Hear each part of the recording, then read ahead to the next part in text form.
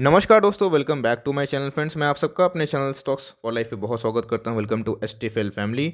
Dear family members, आज आपको पता है कि मेरी शाम को वीडियो आती है कि थोड़ी लेट हो गई है, लेकिन दोस्तों स्टॉक मार्केट क्रैश कब होगा और हमें करना क्या है। दोस्तों मैंने अपनी टिप्पणी दे दी है, बहुतों के पास नोटिफिकेशन नहीं किया है तो जाके इस वीडियो को ज़रूर देखें। और यूट्यूब शॉर्ट्स में दोस्तों मैंने स्टार्ट कर दी है। आई होप इस वीडियो आपको अच्छी लगती होगी। नाउ स्टॉक फटाफट सीरीज को स्टार्ट करते हैं। सबसे पहले स्टॉक के बारे में डिस्कस करो दोस्तों, टाटा पावर लिमिटेड। दोस्तों बात की जाए टाटा ग्रुप की तो ऑफकोर्स टाटा के बहुत सारे शेयर्स मार्केट में अवेलेबल हैं, लेकिन कुछ कुछ शेयर्स ही दोस्तों बहुत अच्छा करते हैं, like TCS, Tata consumer products, Tata Elxsi. लेकिन टाटा कंपनी का दोस्तों एक पावर का बिजनेस सबको पता है, अप्रोक्स 25,000 करोड़ की मार्केट कैप रखती है दोस्तों। फ्लैट सी है, छोटी कंपनी है बात की जाए as compare to the other Tata groups. लेकिन दोस्तों इधर पे आप देखेंगे प्राइस काफ़ी कम होने की वजह से बहुत लोग ऐसे हैं जो इसको बोलते हैं कि सर खरीद लें। देखिए दोस्तों, अगर आप उसको लॉन्ग टर्म चार्ट देखें तो आपको ये डाउन ट्रेंड का स्टॉक देखने को मिलेगा। जी हाँ दोस्तों, एकदम कंटिन्यूसली डाउन ट्रेंड पे ही हमें देखने को मिला। इवन कोरोना क्रैश हुआ, जी हाँ दोस्तों, ये गिरा, अपना बॉटम लगाया, उसके बाद बहुत सारे स्टॉक्स ने अपना लाइफ टाइम हाई नया दिया। लेकिन ऐसे स्टॉक दोस्तों अपने लाइफ टाइम हाई से अभी भी कोसों दूर दिखाई पड़ते हैं। दोस्तों बात की जाए स्टॉक में, मैं देख रहा था, मुझे उतना खराबी दिखाई नहीं पड़ा, लेकिन दोस्तों मुझे उतना अच्छाई भी दिखाई नहीं पड़ा। इक्विटी मार्केट में लोग आते हैं कि कुछ ज़्यादा पैसा कमा पाएँ, बिकॉज उनको टारगेट हमेशा ये होता है कि जो कंपनी आगे टाइम में अच्छा करे। ऑफकोर्स टाटा ग्रुप की बात की जाए, ये दोस्तों कुछ रिन्यूएबल सोर्स ऑफ एनर्जी पे काम कर रहे हैं, जस्ट लाइक अडानी ग्रीन। लेकिन दोस्तों अभी भी दिल्ली बहुत दूर है। तो मेरे हिसाब से अगर रिटेल कैटेगरी में आते हैं तो ऐसे स्टॉक आपको चेज नहीं करना चाहिए। इनिशिएट आपको कुछ अच्छे स्टॉक्स में निवेश करना चाहिए जिसमें आपको रिटर्न भी अच्छे मिले और इस बात की पॉसिबिलिटी भी रहे कि वो गिरेगा तो भाई भागेगा भी। बिकॉज दोस्तों यही अच्छे स्टॉक की पहचान होती है, गिरता है तो वी शेप रिकवरी देखने को मिलती है। हमने बहुत सारे स्टॉक्स में देखा कि ऐसे रिकवरी देखने को मिलती है, लेकिन दोस्तों सब में एक ही चीज़ कॉमन है, वो है ग्रोथ। तो ग्रोथ के हिसाब से दोस्तों मुझे प्रॉमिसिंग दिखाई नहीं पड़ता है। आप अपना कॉल ले सकते हैं, लेकिन मैं कोई भी एसटीएफएल मेंबर को ये स्टॉक सजेस्ट नहीं करूँगा। हो सकता है दोस्तों कि मल्टी बैगर बन जाए, लेकिन अभी तक उनके फाइनेंशियल्स की बात की जाए और मैट्रिक्स की बात की जाए तो मुझे उतने अच्छे नहीं दिखाई देते हैं। येस बैंक के नतीजे दोस्तों बात की जाए क्वार्टर ऑन क्वार्टर तो फ्लैट से थे, लेकिन ईयर ऑन ईयर बहुत ही शानदार थे। येस बात की जाए कंपनी ने बहुत इंप्रूवमेंट करा था, इनके एनपीएस कम हुए थे, इनके इंटरेस्ट इनकम फ्लैट से ही थे, लेकिन अदर ग्रॉस एनपीए प्रोविजनिंग भी कंपनी ने थोड़ा कम दिखाई थी। लेकिन दोस्तों इधर पे कहानी खत्म नहीं होती। अभी की बात की जाए रिजल्ट देने के बावजूद भी 3.5-4% की गिरावट क्यों, तो इनका दोस्तों एक स्टेटमेंट आया था, इनका पता है जो सीईओ है उन्होंने सीधा ये बोला था कि येस बैंक के जो स्ट्रेस लेवल है पीक पे है, लेकिन अब गिरावट हो सकती है। मीन्स येस बैंक स्टेबल हो सकता है। लेकिन उन्होंने ये भी बोला था कि भाई सुप्रीम कोर्ट ने बचाया हुआ है, अगर सुप्रीम कोर्ट बोलता करने के लिए कि एनपीए जितने हो रहे हैं एक्चुअल वो सही से दिखाओ, मोरेटोरियम को पता है कि लगा था लोन के ऊपर लोन का, तो कुछ कहानी दूसरा होती है जो कि अपकमिंग टाइम्स में वो खुलेगी। इसलिए फ्रेंड्स मार्केट में बात की जाए बहुत सारे बैंक्स हो सकता है कि पिट जाएं इस न्यूज़ की वजह से, लेकिन जो क्वालिटी स्टॉक्स हैं बैंक्स हैं ज़रूर आगे बढ़ेंगे। तो बहुत ऐसे लोग बोल रहे थे सर येस बैंक में रिस्क लेना है। देखिए सारे सोलर के नीचे हैं, आप चाहें तो निवेश कर सकते हैं, मर्जी आपकी है। बिकॉज येस बैंक पहले से थोड़ी कंडीशन सुधर रही है, लेकिन दोस्तों मैं बोलूँगा कि आप अगर निवेश करते भी हैं तो अपने वेल्थ का 1% से ज़्यादा निवेश ना करें और अच्छे बैंक पे निवेश करें, अच्छे स्टॉक्स पे निवेश करिए। अब स्टॉक की बात की जाए तो ऑफकोर्स बहुत बड़ी कहानी थी दोस्तों और गिरा भी था, तो अपने हाई से बहुत नीचे हैं। और बहुतों को लगता है कि मल्टी बैगर, तो ये सब चाहे तो 100-200 स्टॉक उठा सकते हैं कि जहाँ पे अगर गिर भी जाए लाइक 12-13 रुपये चला जाए तो कोई फ़र्क नहीं पड़ता। 10-15 साल के लिए आप चाहते हैं कि इस पर गेम खेलना तो आप निवेश कर सकते हैं, बिकॉज आरबीआई बहुत कोशिश कर रहा है इसको बचाने का। लेकिन यस बात की जाए मेरी तो दोस्तों रिजल्ट काफ़ी बेहतरीन थे। अगर मैं ईयर टू ईयर कंपेयर करूँ तो देखना बनता है कि बैंक निफ्टी ट्रेडिशन कैसे जाता है, उसी हिसाब से कंक्लूजन पे आऊँगा। लेकिन मेरे हिसाब से अगर बहुत लोग पूछ रहे थे निवेश करना है तो 20 का स्टॉक था, अभी 16.5 का लगभग है, और भी डिप मार सकता है। लेकिन मेरे हिसाब से अगर आपको एंट्री करनी है तो कर सकते हैं, लेकिन yes point of view long term का रखिएगा प्लीज़। एशियन पेंट लिमिटेड बहुत ही बेहतरीन स्टॉक है दोस्तों, और बात की जाए ऑल टाइम हाई लगाने के बाद स्टॉक में अच्छा खासा करेक्शन देखने को मिल रहा है दोस्तों। इनके जो पैड थे प्रॉफिट और टैक्स 62% भरे थे, घबराने की बात बिल्कुल नहीं है दोस्तों। ये आज भी थे, कल भी रहेंगे और पहले भी थे। याद रखिएगा दोस्तों यही पेंट है जो आप रंग करवाएंगे और बॉर्डर पेंट, ये बहुत सारे पेंट के लाइक स्टॉक्स है, लेकिन दोस्तों इनका कोई जवाब नहीं है। इनके फंडामेंटल्स इतने स्ट्रांग है कि मैं क्या बताऊं, और अनएक्सपेक्टेडली ये 62% का उछाल देखने को मिला। और दोस्तों स्टॉक की बात की जाए तो नया ऑल टाइम हाई लगाया। Yes current market price entry कर सकते हैं, इसमें भी बजर पेंट में भी, लेकिन 720 के नीचे मिले बजर पेंट तो बेटर है। और इसकी बात की जाए तो यस, स्टार्ट एकोमोडेशन हो सकता है ये स्टॉक आपको 2400 के नीचे भी जाते हुए देखने को मिले, लेकिन डरना नहीं है, डरना मना है। ऐसे स्टॉक लॉन्ग टर्म में अच्छा वेल्थ क्रिएट करेंगे। आई होप दोस्तों आपने इसके पहले वाला वीडियो देखा होगा जहाँ पे स्टॉक मार्केट क्रैश मैंने बताया, मैंने बोला दोस्तों कि लॉन्ग टर्म में बुल ही जीत जाते हैं। सबको पता है कि लॉन्ग टर्म इकोनॉमी बढ़िया करेगी, तो बियर्स आते हैं, हैमर करते हैं, लेकिन भाई वो चले भी जाते हैं। तो कंपनी बहुत ही अच्छा है दोस्तों। ये एस्टिवल का टॉपिक नहीं, सुपर टॉपिक है। आप चाहे तो निवेश कर सकते हैं, चाहे तो इग्नोर भी कर सकते हैं। मेरे हिसाब से निवेश का पॉइंट हो सकता है, और 200 पॉइंट का वीकनेस अगर देखने को मिलता है तो कोई बात नहीं। बहुत लोग पूछ रिजल्ट के बाद गिर क्यों रहे हैं, तो भाई क्यों नहीं गिरेगा, बिकॉज मार्केट को पहले ही समझाया था कि रिजल्ट अच्छे होंगे, तो प्रॉफिट बुकिंग हो रही है। बिकॉज निफ्टी भी थोड़ा सा वीकर है, और कोई स्टॉक अगर इतना भाग जाता है तो प्रॉफिट बुकिंग होगा ही। अब कोई रिजल्ट के पहले होता है, रिजल्ट के बाद होता है, तो मेरे हिसाब से इस रिजल्ट के बाद देखने को मिल रहा है। घबराना नहीं चाहिए, आपके पास है माल एकदम दबा के बैठिए। अभी की बात कीजिए 25-19 दिखाई पड़ रहा है एकदम दोस्तों, चाहे तो एक्यूमुलेट कर सकते हैं for long term. IOL pharma जो है दोस्तों, केमिकल एंड फार्मास्यूटिकल्स, बीच में बहुत भाग गया था, 888 का भी हाई लगाया था। मेरे हिसाब से कंपनी ख़राब नहीं है। वैल्यूएशन के मामला में 10 के पी के नीचे हैं। बहुत ऐसे कमेंटर कमेंट करते हैं, बोले कि सर कोविड के टाइम भरा का था। यस मानता हूँ, लेकिन इनकी एक बिजनेस भी है, ये एपीआई मैन्युफैक्चर भी करते हैं, इस बात को भूलिएगा मत। और मुझे लगता है कि एपीआई के सारे बिजनेस अच्छा कर सकते हैं आने वाले लॉन्ग रन में, बिकॉज भारत अगर आत्मनिर्भर होता है तो मेरे हिसाब से आईओएल, बात की जाए आरती ड्रग्स, बात की जाए दोस्तों मीन्स लॉन्ग रन की मैं बात बोल रहा हूँ, डिविस लैब, इन सबको सीधा बेनिफिट होगा, बिकॉज ये लोग एपीआई मैन्युफैक्चर करते हैं। आपके पास है, लॉस में बुक मत करिएगा, और इधर पे एंट्री चाहें तो कर सकते हैं, लेकिन ये नज़रिया लॉन्ग टर्म का रखिएगा। बेस्ट बाइंग लेवल दोस्तों 650 के नीचे हो रहा है, उधर पर चाहे तो आप माल उठा सकते हैं।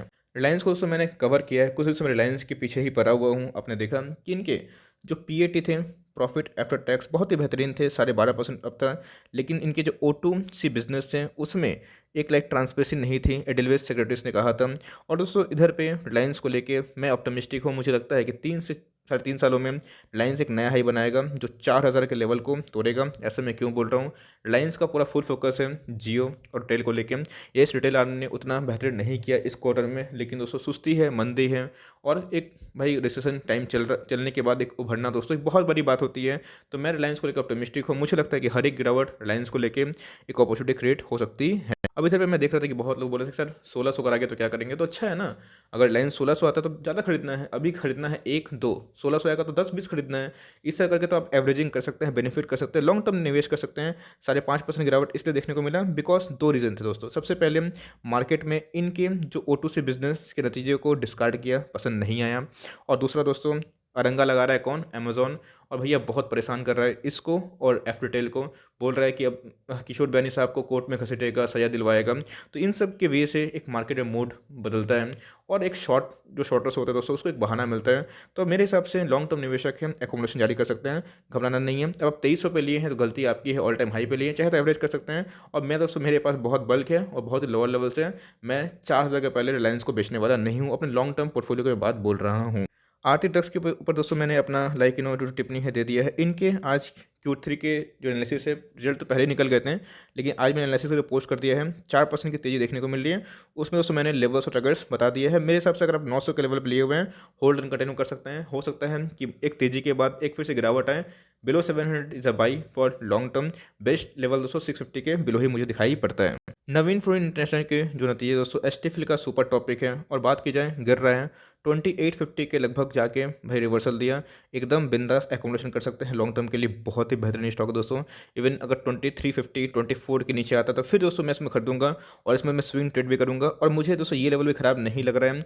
मार्केट में कल अगर 1-2% गिरावट इसमें देखने को मिलती है तो दोस्तों मैं 2500 के लेवल पर फिर उठा लूंगा फॉर स्विंग ट्रेड। जी हाँ दोस्तों, इस नंबर की भाई स्विंग ट्रेड अगर मैं करने वाला हूँ, यस मैं लॉन्ग टर्म पोर्टफोलियो में भी है, लेकिन मैं ट्रेडर भी हूँ। जहाँ मुझे मौका मिलता है मैं वहाँ पर ट्रेडिंग करने का सोचता हूँ। तो भाई अगर मुझे 25 मिनट के लिए मिलता है तो मैं इसको 300 पॉइंट के लिए स्विंग ट्रेड करना चाहूँगा, और बिलो मिलता है तो भाई मैं खरीदता रहूँगा, बिकॉज मेरे पास फंड है। मैंने बहुत सारे फंड को अपने हाथ में रखा है, तो वो सब फंड कब काम आएंगे, जब अच्छा स्टॉक को भाई अगर सही दाम पे नहीं लो भैया थोड़ी ना काम आएंगे।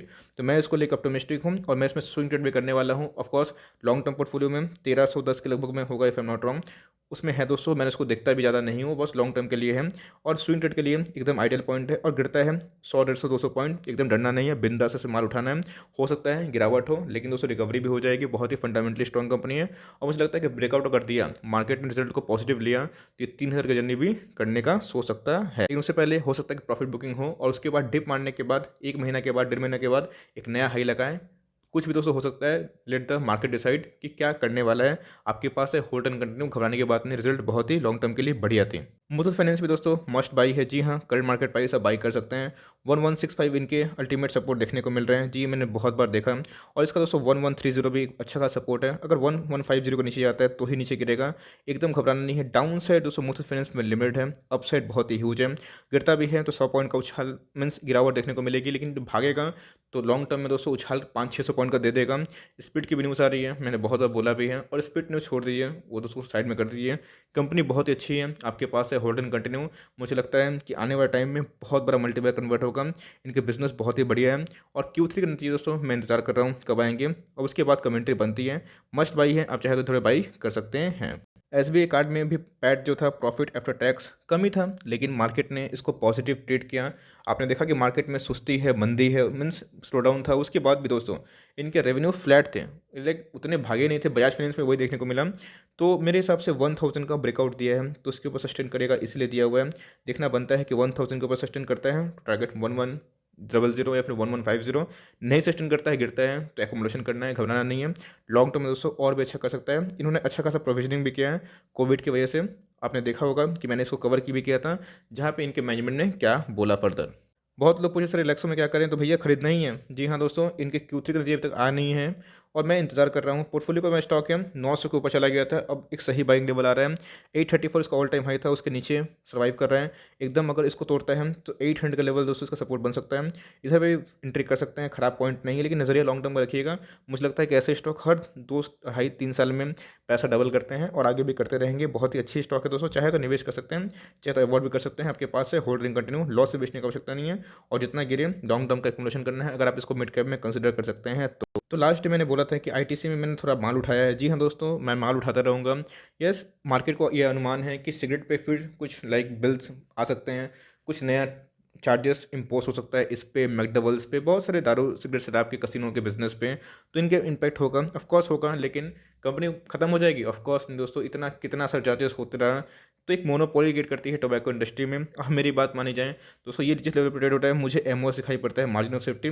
डाउन साइड यहाँ से अगर मान लीजिए 20-30 पॉइंट है, एग्जाम्पल मैं दे रहा हूँ, तो अप साइड दोस्तों यहाँ से 150 से 200 पॉइंट है लॉन्ग रन में। तो मेरे हिसाब से आप चाहे तो उसको अवॉइड भी कर सकते हैं, और चाहे तो उसको लपेट भी सकते हैं। बहुत ही अच्छा स्टॉक है, आपके पास है, होल्ड एंड कंटिन्यू, घबराने की बात नहीं है। हर एक डिप दोस्तों इसमें ऐड करने की गुंजाइश ही है, और कुछ नहीं। At last but not the list भाई, अबाउट इंडिया। जी हाँ दोस्तों, अबाउट इंडिया बहुत अच्छा स्टॉक है, और अभी चाहें तो एक्यूमुलेशन कर सकते हैं। 18,000 का स्टॉक था, अभी दोस्तों गिर के बहुत ही लाइक नीचे आ चुका है। फार्मा में प्रॉफिट बुकिंग देखने को मिल रही है, कोविड का डर चला गया तो भाई फार्मा में एक प्रॉफिट बुकिंग देखने को मिली, लेकिन लॉन्ग टर्म के लिए बहुत अच्छा स्टॉक है। ट्रेडर निकल रहे हैं, इन्वेस्टर चाहे तो घुस सकते हैं, लॉस में बेचना मीन्स रिकमेंडेशन नहीं है, और इधर पे बाई कर सकते हैं।